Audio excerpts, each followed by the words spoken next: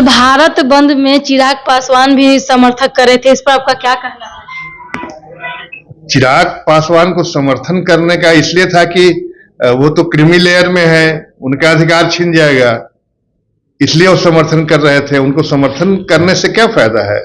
उनको तो समर्थन करना चाहिए था कि सुप्रीम कोर्ट का जजमेंट सही है और जो सुप्रीम कोर्ट ने कहा है उससे आम दलितों को लाभ मिलेगा।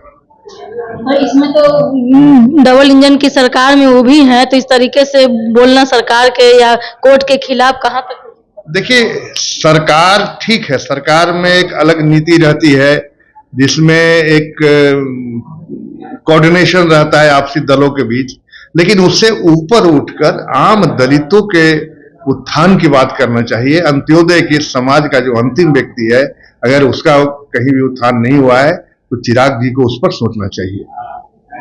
समर्थन क्यों किए? इसी कारण से कहीं मेरा भी आरक्षण चल जाए। बस और दूसरा क्या करें? यानी कि सब अपना काम बनता तो भाड़ में जाए जनता वाला वाला। जो भी बड़े दलित हैं, जो सक्षम हो गए हैं, उनको आरक्षण छोड़ देना चाहिए। आरक्षण नहीं मिला चाहिए, बात तो सही है।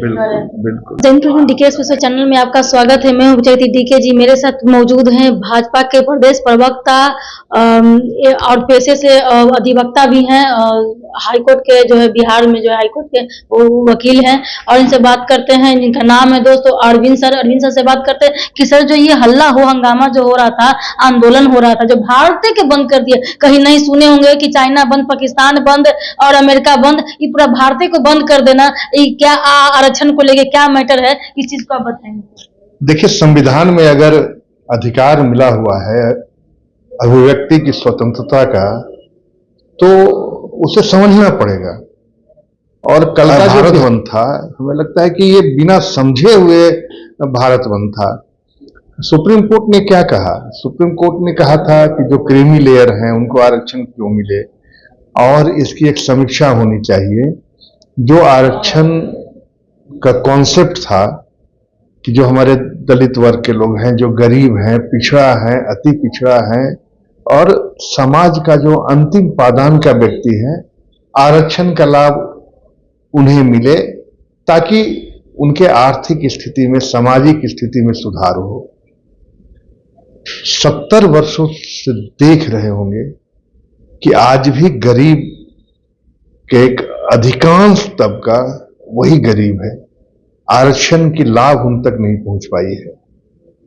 और वैसे लोग जो आरक्षण का लाभ लेकर काफी संपन्न हो चुके हैं, जिनकी कोठियां हैं, जिनका बंगला है, जिनके पास घर में 10-10 इंजीनियर, डॉक्टर, आईएएस, आईपीएस सारे लोग हैं, तो उन लोगों को आरक्षण के लाभ से वंचित किया जाए। उन्हें आरक्षण की आवश्यकता नहीं है। अब आवश्यकता उन्हों है जिन्हें 70 वर्षों तक आरक्षण का कुछ भी लाभ नहीं मिला। ऐसे लोग निहित कर उन्हें इसकी सुविधा दी जाए। तो ये कौन, मुझे नहीं लगता ये कहीं से कोई गलत आदेश था, लेकिन हमारे यहाँ आज भी लगता है कि जनता या खासकर जो दलित समुदाय के वो अनपढ़ है तो अनपढ़ ही है। आज भी उन्हें समझ नहीं आया है। और कल तो जब रोड पर आए तो बड़ा मैं अचंभे में था कि आखिर क्या हो रहा है।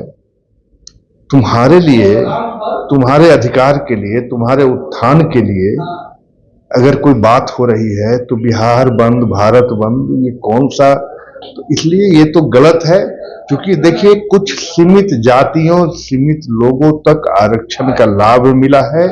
वो नहीं चाहते हैं कि हमसे अलग हो, इसीलिए उन्माद फैलाकर इसको गरीबों को, जिनको समझ नहीं है, उनके अंदर एक उन्माद फैलाकर उनको रोड पे लाने का काम किया गया। पेशे से तो सर आप वकील हैं, तो अब क्या लगता है सर कि जो कोलकाता की जो घटना हुआ है, तो उस तरह के पोस्को के एक्ट में क्या शूट एंड साइड का ऑर्डर होना चाहिए? नहीं, जगह कानून तो निर्भया कांड के बाद बहुत सख्त हो गया है, और इसमें पॉक्सो एक्ट का मामला नहीं है।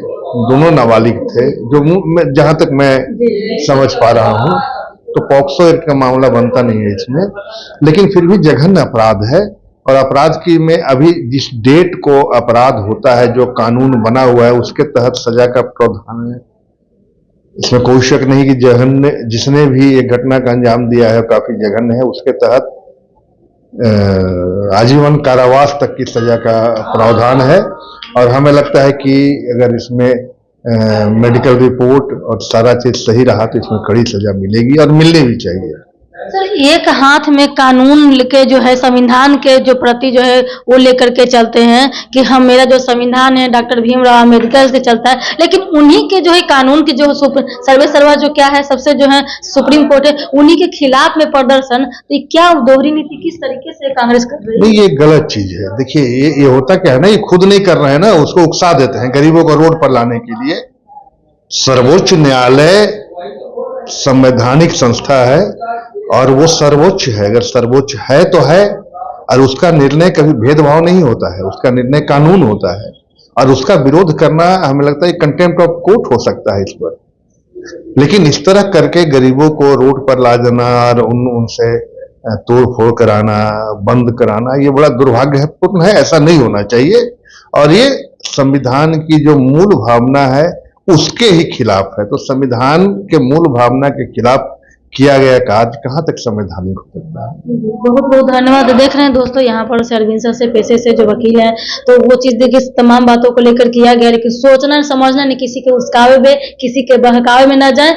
जो दलित हैं उनके जो हित के लिए जो कर रही है, जो सरकार क्या कर रही है, जो कर रही है, जो सुप्रीम कोर्ट जो सर्वे सर्वा जिसे चलती है वो वही कर रही, आप उसके भी खिलाफ मतलब कि चल गए, तो आप किसके प्रति आप रहिएगा आप बताइए कमेंट बॉक्स में। जय हिंद, जय भारत।